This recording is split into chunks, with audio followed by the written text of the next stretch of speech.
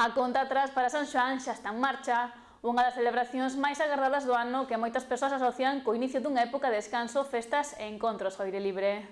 O San Xoán volve marcar para moitos a porta de entrada ao verán, unha celebración profundamente arraigada que combina tradición, gastronomía e gañas de desfrutar do bo tempo.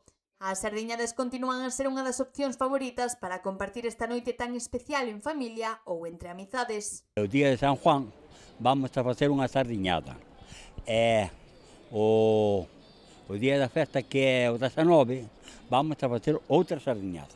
Outros optan por participar nas festas e actividades que se organizan alrededor desta data, converténdoa nunha das máis animadas do calendario.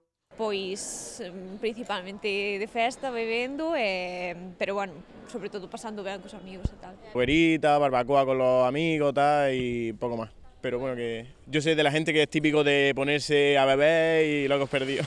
Mais aló da celebración puntual, a chegada do verán esperta ilusión entre a cidadanía. Son moitos os que agardan esta época do ano para gozar de máis tempo libre, aproveitar os días longos e participar nas tradicionais verbenas e festas populares que se suceden durante os próximos meses. Sí, para mí es la época favorita del año. Vacacións como tal non, pero bueno, xa que estamos en Boiro, pois esperando xa as festas. Como non, e as peñas xa non che digo.